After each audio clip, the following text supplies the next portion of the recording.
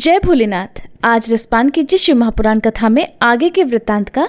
इस समय भगवान शिव और देवी पार्वती के विवाह का बहुत ही सुंदर प्रसंग चल रहा है। जब भगवान शिव और शिवा एक दूसरे को कनखियों से देख रहे थे, उस समय का वृत्तांत बड़ा ही मनोहर था। जब भगवान शिव गौरी को देख रहे थे तो उनकी आंखों में गौरी समा गई थी। इधर काली अर्थात देवी पार्वती पुरी से बाहर जाकर अंबिका देवी की पूजा करने के बाद ब्राह्मण पत्नियों के साथ पुनः अपने पिता के रमणीय भवन में वापस लौट आई। भगवान शंकर भी मुझ ब्रह्मा विष्णु तथा देवताओं के साथ हिमाचल के बताए हुए अपने नियत स्थान पर बड़ी प्रसन्नता के साथ गए। वहां गिरिराज के द्वारा नाना प्रकार की सुंदर समृद्धि से सम्मानित हुए वे सभी लोग सुखपूर्वक ठहर गए और भगवान शिव की सेवा करने लगे। इसके आगे का वृतांत सुनिए। श्री ब्रह्मा जी कहते हैं, हे नारद, फिर गिरिश्रेष्ठ हिमवान ने प्रसन्नता और उत्साह के साथ वेद मंत्रों द्वारा दुर्गा और शिव का उपस्नान करवाया।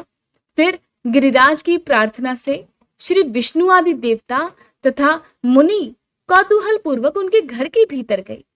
वहां उन्होंने वैदिक और लौकिक आचार का यथार्थ रीति से पालन करके भगवान शिव के दिए हुए आभूषणों से देवी शिवा को अलंकृत किया। सखियों और ब्राह्मणों की पत्नियों ने पहले पार्वती जी को स्नान करवाया, फिर सभी प्रकार से वस्त्राभूषणों द्वारा विभूषित करके उनकी आरती उतारी। तीनों लोगों की जननी महाशैलपुत्री सुंदरी शिवा दिव्य वस्त्राभूषणों से सुसज्जित होकर मन ही मन भगवान शिव का ध्यान करती हुई मंद मंद मुस्कुराती हुई वहीं बैठी रही। उस समय उनकी बड़ी शोभा हो रही थी। उस अवसर पर दोनों पक्षों में महान आनंददायक उत्सव होने लगा। ब्राह्मणों को शास्त्रोक्त रीति से नाना प्रकार का दान दिया गया। अन्य लोगों को भी वहां तरह तरह के बहुत से द्रव्य बांटे गए। विशेष उत्सव के साथ गीत और वाद्य आदि के द्वारा लोगों का मनोरंजन किया गया। फिर मैं ब्रह्मा, भगवान विष्णु, इंद्र आदि देवता तथा मुनि ये सब के सब बड़ी ही प्रसन्नता के साथ सानंद उत्सव मनाते हुए भक्ति भाव से शिवा को प्रणाम करके शिव के चरणारविंदों के चिंतन पूर्वक हिमाचल की आज्ञा लेकर अपने अपने स्थान को चले गए। इसके बाद गर्ग ने कन्यादान का समय जानकर हिमाचल से श्री शंकर तथा बारातियों को बुलाने के लिए कहा। फिर तो बाजे बजने लगे। हिमाचल के मंत्रियों ने जाकर वर और बारातियों से शीघ्र ही पधारने के लिए प्रार्थना की। वे कहने लगे, कन्यादान के लिए उचित समय आ गया है, इसलिए आप सभी लोग शीघ्र ही मंडप में पधारिए। फिर भगवान शिव को सजा धजा कर सुंदर वस्त्र आभूषणों से सुसज्जित करके वृषभ की पीठ पर बिठाया गया और जय बोलते हुए सभी लोग चलने लगे। भगवान शंकर को आगे करके बाजे बजाते और कौतुक करते हुए सभी बाराती हिमालय के घर को गए। हिमाचल के भेजे हुए ब्राह्मण तथा श्रेष्ठ पर्वत कौतूहल पूर्वक शंभु के आगे आगे चल रहे थे। भगवान के मस्तक पर बहुत बड़ा छत्र तना हुआ था। सभी ओर से उन्हें चंवर डुलाया जाता था और वे महेश्वर चंदोवे के नीचे होकर चलते थे। मैं, विष्णु, इंद्र और लोकपाल आगे रहकर उत्तम शोभा से सुशोभित हो रहे थे। उस महान उत्सव के समय शंख, भेरी, पटह, आनक और गोमुख आदि बाजे बारंबार बज रहे थे। इन सब के साथ जगत के एकमात्र जीवन बंधु भगवान शिव परमेश्वरोचित तेज से संपन्न होकर यात्रा कर रहे थे। आहा, कैसा सुंदर दृश्य रहा होगा। उस समय समस्त देवेश्वर उनकी सेवा में उपस्थित होकर बड़े हर्षोल्लास के साथ उन पर फूलों की वर्षा करते जाते थे। इस प्रकार पूजित और बहुत सी स्तुतियों द्वारा प्रशंसित होकर परमेश्वर शिव ने यज्ञ मंडप में प्रवेश किया। वहां श्रेष्ठ पर्वतों ने शिव को वृषभ से उतारा और महान उत्सव के साथ प्रेम पूर्वक उन्हें घर के भीतर ले गए। हिमालय ने भी घर में आए हुए देवताओं सहित महेश्वर को विधि पूर्वक भक्ति भाव से प्रणाम करके उनकी आरती उतारी। फिर महान उत्सव पूर्वक अपने भाग्य की सराहना करते हुए उन्होंने अन्य सभी देवताओं और मुनियों को प्रणाम करके उन सब का भी आदर किया। श्री विष्णु सहित महेश्वर को तथा मुख्य मुख्य देवताओं को पाद्य अर्घ देकर हिमालय उन्हें अपने भवन के भीतर ले गए और आंगन में रत्नमय सिंहासनों के ऊपर मुझको, विष्णु को, शंकर जी को तथा अन्य विशिष्ट व्यक्तियों को बिठाया गया। उस समय मैना ने अपनी सखियों, ब्राह्मण पत्नियों तथा अन्य पुरंदरियों के साथ आकर सानंद आरती उतारी। कर्मकांड के ज्ञाता पुरोहित महात्मा शंकर के लिए मधुपर्क पूजन आदि जो जो आवश्यक कृत्य थे उन सबको सहज संपन्न किया। फिर मेरे कहने से पुरोहित ने प्रस्ताव के अनुरूप उत्तम मंगलमय कार्य प्रारंभ कर दिया। इसके बाद हिमालय ने अंतर्वेदी में, जहां समस्त आभूषणों से विभूषित उनकी कृशांगी कन्या वेदी के ऊपर विराजमान थी, वहां मेरे और शिव विष्णु के साथ महादेव जी को लेकर गए। तदंतर बृहस्पति आदि विद्वान बड़े उत्साह से संपन्न होकर कन्यादानोचित लगन की प्रतीक्षा करने लगे। अब देवी पार्वती के कन्यादान का समय आ गया है। गर्ग ने पुण्याहवाचन करते हुए पार्वती जी की अंजलि में चावल भरे और शिव जी के ऊपर अक्षत छोड़ा। कृपया आप सभी अपने मन की आंखों से इस वृतांत का खुद से दर्शन कीजिए, कितना सुंदर दृश्य रहा होगा। परम उदार सुमुखी पार्वती ने दही, अक्षत, कुश और जल से वहां रुद्रदेव का पूजन किया, जिनके लिए शिवा ने बड़ी भारी तपस्या की थी। उन भगवान शिव को बड़े प्रेम से अपने सामने देखती हुई वे वहां अत्यंत शोभा पा रही थी। फिर मेरे और गर्ग आदि मुनियों के कहने से शंभु ने लोकाचारवश शिवा का पूजन किया। इस प्रकार परस्पर पूजन करते हुए वे दोनों जगन्मय पार्वती परमेश्वर वहां सुशोभित हो रहे थे। त्रिभुवन की शोभा से संपन्न होकर परस्पर देखते हुए उन दोनों दंपति की लक्ष्मी आदि देवियों ने विशेष रूप से आरती उतारी। श्री ब्रह्मा जी कहते हैं, नारद, इसी समय वहां गर्गाचार्य से प्रेरित होकर मैना सहित हिमवान ने कन्यादान का कार्य आरंभ किया। उस समय वस्त्राभूषणों से विभूषित महाभागा मैना सोने का कलश लेकर पति हिमवान के दाहिने भाग में बैठी। फिर पुरोहित सहित हर्ष से भरे हुए शैलराज ने पाद्य आदि के द्वारा वर का पूजन करके वस्त्र, चंदन और आभूषणों द्वारा उनका वरण किया। इसके बाद हिमाचल ने ब्राह्मणों से कहा, आप लोग तिथि आदि के कीर्तन पूर्वक कन्यादान के संकल्प वाक्य का प्रयोग बोले, उसके लिए अवसर आ गया है। वे सब द्विज श्रेष्ठ काल के ज्ञाता थे, अतः तथास्तु कहकर वे सभी बड़ी प्रसन्नता के साथ तिथि आदि का कीर्तन करने लगे। फिर सुंदर लीला करने वाले परमेश्वर शंभु के द्वारा मन ही मन प्रेरित होकर हिमाचल ने प्रसन्नता पूर्वक हंसकर उनसे कहा, शंभु, आप अपने गोत्र का परिचय दीजिए, प्रवर, कुल, नाम, वेद और शाखा का प्रतिपादन कीजिए, अब अधिक समय मत लगाइए। हिमाचल की बात सुनकर भगवान शंकर सुमुख होकर भी विमुख हो गए, अशोचनीय होकर भी तत्काल शोचनीय अवस्था में पड़ गए।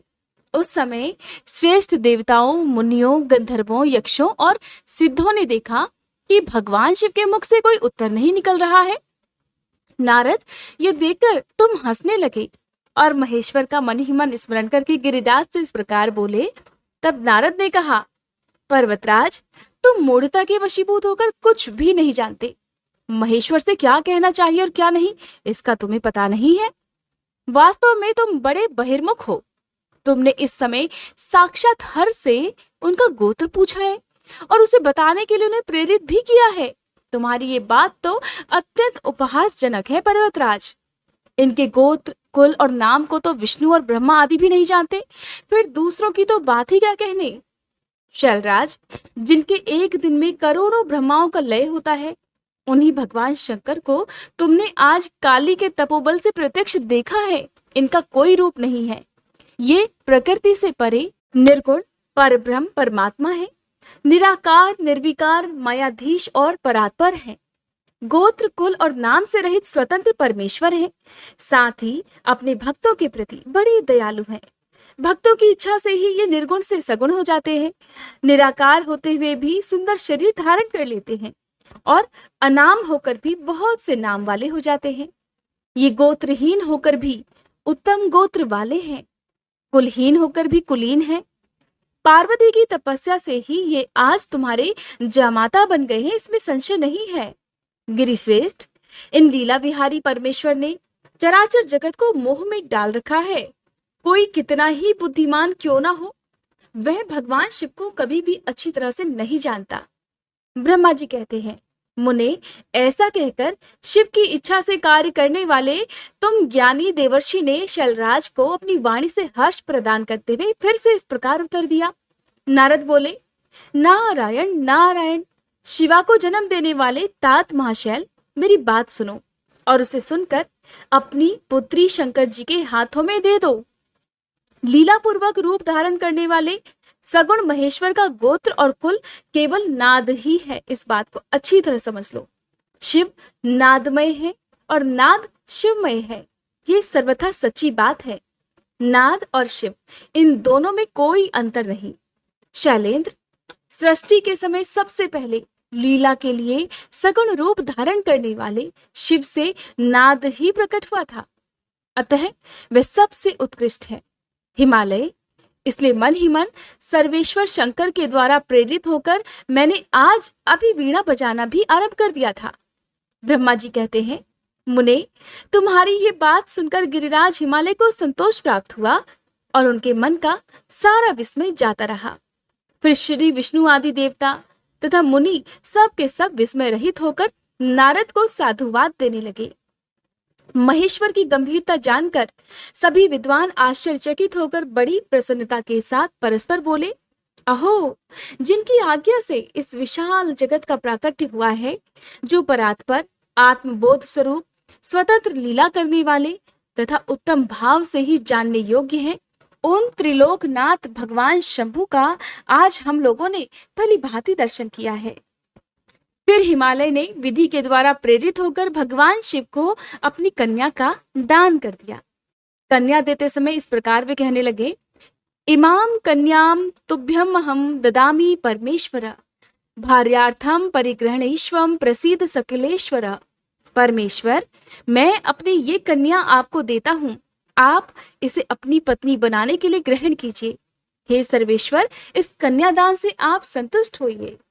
इस मंत्र का उच्चारण करके हिमाचल ने अपनी पुत्री त्रिलोक जननी पार्वती को उन महान रुद्र देवता के हाथों में दे दिया।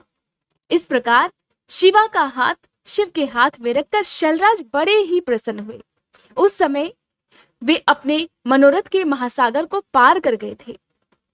परमेश्वर महादेव जी ने प्रसन्न होकर वेद मंत्र के उच्चारण पूर्वक गिरिजा के कर कमल को शीघ्र ही अपने हाथों में ले लिया। मुने, लोकाचार के पालन की आवश्यकता को दिखाते हुए उन भगवान शंकर ने पृथ्वी का स्पर्श करके कोअदात इत्यादि रूप से काम संबंधी मंत्र का पाठ किया। उस समय वहां सभी ओर महान आनंददायक महोत्सव होने लगा। पृथ्वी पर, अंतरिक्ष में तथा स्वर्ग में भी जय जयकार का शब्द गूंजने लगा। सभी लोग अत्यंत हर्ष से भरकर साधुवाद देने लगे और नमस्कार करने लगे। गंधर्वगण प्रेम पूर्वक गान गाने लगे और अप्सराएं नृत्य करने लगी। हिमाचल नगर के लोग भी अपने मन में परम आनंद का अनुभव करने लगे। उस समय महान उत्सव के साथ परम मंगल मनाया जाने लगा। मैं, विष्णु, इंद्र, देवगण तथा संपूर्ण मुनि हर्ष से भर गए। हम सब के मुखारविंद प्रसन्नता से खिल उठे। फिर शैलराज हिमालय ने अत्यंत प्रसन्न होकर शिव के लिए कन्यादान की यथोचित सांगता प्रदान की। फिर उनके बंधुजनों ने भी भक्ति पूर्वक शिवा का पूजन करके नाना विधि विधान से भगवान शिव को उत्तम द्रव्य समर्पित किया। हिमालय ने दहेज में अनेक प्रकार के द्रव्य, रत्न, पात्र, 1,00,000 सुसज्जित गौवें, 1,00,000 सजे सजाए घोड़े, करोड़ हाथी और उतने ही स्वर्ण जटित रथ आदि वस्तुएं दी। इस प्रकार परमात्मा शिव को विधि पूर्वक अपनी पुत्री कल्याणमयी पार्वती का दान करके हिमालय कृतार्थ हो गए। इसके बाद शैलराज ने यजुर्वेद की मानधदिनी शाखा में वर्णित स्तोत्र के द्वारा दोनों हाथ जोड़ प्रसन्नता पूर्वक उत्तम वाणी में परमेश्वर शिव की स्तुति की। फिर वेद वेता हिमाचल की आज्ञा देने पर मुनियों ने बड़े उत्साह के साथ शिवा के सिर पर अभिषेक किया और महादेव जी का नाम लेकर उस अभिषेक की विधि पूरी की। मुने, उस समय बड़ा आनंददायक महोत्सव हो रहा था। श्री ब्रह्मा जी कहते हैं, नारद, फिर मेरी आज्ञा पाकर महेश्वर ने ब्राह्मणों द्वारा अग्नि की स्थापना करवाई और पार्वती को अपने आगे बिठाकर वहां ऋग्वेद, यजुर्वेद तथा सामवेद के मंत्रों द्वारा यज्ञ में आहुतियां दी। तात उस समय काली के भाई मैनाक ने लावा की अंजलि दी और काली तथा शिव दोनों ने आहुति देकर लोकाचार का आश्रय लेकर प्रसन्नता पूर्वक अग्निदेव की परिक्रमा की। नारद, फिर शिव जी की आज्ञा से मुनियों सहित मैंने शिवा शिव विवाह का शेष कार्य प्रसन्नता पूर्वक पूरा किया। फिर उन दोनों दंपति के मस्तक का अभिषेक हुआ। ब्राह्मणों ने उन्हें आदर पूर्वक ध्रुव का दर्शन कराया। फिर हृदयालंबन का कार्य हुआ। फिर बड़े उत्साह के साथ स्वस्ति वाचन किया गया। इसके बाद ब्राह्मणों की आज्ञा से शिव ने शिवा के सिर में सिंदूर दान किया। उस समय गिरिराज नंदिनी उमा की शोभा अद्भुत और अवर्णनीय हो गई थी। फिर ब्राह्मणों के आदेश से वे शिव दंपति एक आसन पर विराजमान होकर भक्तों के चित्त को आनंद देने वाली उत्तम शोभा पाने लगे। हे मुने, इस प्रकार विधि पूर्वक उस वैवाहिक यज्ञ के पूर्ण हो जाने पर भगवान शिव ने मुझ लोक सृष्टा ब्रह्मा को पूर्ण पात्र दान किया। फिर शंभु ने आचार्य को गौदान किया। मंगलदायक जो बड़े बड़े दान बताए गए हैं वे भी सहर्ष संपन्न किए। फिर उन्होंने बहुत से ब्राह्मणों को पृथक पृथक 100 स्वर्ण मुद्राएं दी, करोड़ों रत्न दान किए और अनेक प्रकार के द्रव्य बांटे। उस समय सभी देवता तथा दूसरे दूसरे चराचर जीव मन में बड़े प्रसन्न हुए और जोर जोर से जय जयकार की ध्वनि करने लगे। सब और मांगलिक शब्द और गीत होने लगे। वाद्यों की मनोहर ध्वनि सभी के आनंद को बढ़ाने लगी। इसके बाद श्री विष्णु, मैं, देवता, ऋषि तथा अन्य लोग गिरिराज से आज्ञा लेकर बड़ी प्रसन्नता के साथ शीघ्र ही अपने अपने डेरे में चले आए। उस समय हिमालय नगर की स्त्रियां आनंद मगन होकर शिव और पार्वती को लेकर कोहबर में गईं।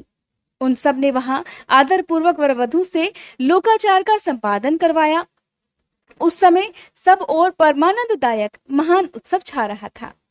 फिर वे स्त्रियां उन लोक कल्याणकारी दंपति को साथ लेकर परम दिव्य वास भवन अर्थात कौतुकागार में गईं और वहां भी प्रसन्नता पूर्वक लोकाचार का संपादन किया। इसके बाद गिरिराज के नगर की स्त्रियों ने समीप आकर मंगल कृत्य करके उन नव दंपति को केली गृह में पहुंचाया और जय ध्वनि करती हुई उनके गठबंधन की गांठ खोलने आदि का कार्य संपन्न किया। उस समय उन नूतन दंपति को देखने के लिए 16 दिव्य नारियां बड़े आदर के साथ शीघ्रता पूर्वक वहां आई। उनके नाम इस प्रकार हैं: सरस्वती, लक्ष्मी, सावित्री, गंगा, अदिति, शची, लोपामुद्रा, अरुंधति, अहिल्या, तुलसी, स्वाहा, रोहिणी, पृथ्वी, शतरूपा, संज्ञा और रति। ये देवांगनाएं तथा मनोहारिणी देवकन्या, नाग कन्या और मुनि कन्याएं भी वहां आ पहुंची। वहां जितनी भी स्त्रियां उपस्थित थी उन सब की गणना करने में भला कौन समर्थ है। उनके दिए हुए रत्नमय सिंहासन पर भगवान शिव बड़ी प्रसन्नता के साथ बैठे। उस समय उन्होंने शिव से नाना प्रकार की विनोदपूर्ण बातें कही। फिर प्रसन्नचित हुए महेश्वर ने अपनी पत्नी के साथ मिष्ठान भोजन और आचमन करके कपूर डाला हुआ पान खाया। इसी अवसर पर अनुकूल समय जानकर प्रसन्न हुई रति ने दीन वत्सल भगवान शंकर से कहा, भगवान, पार्वती का पाणी ग्रहण करके आपने अत्यंत दुर्लभ सौभाग्य प्राप्त किया है। बताइए, मेरे प्राणनाथ को जो सर्वथा स्वार्थ रहित थे आपने क्यों भस्म कर दिया। कामदेव को भस्म हुआ देखकर देवी रति ने आहत होकर भगवान शिव से जो निवेदन किया और उसके बाद जो भी घटना हुई उसका वर्णन आप सभी अगले अध्याय में जरूर सुनिएगा। उम्मीद है हर बार की तरह ये कथा भी आपको पसंद आई होगी।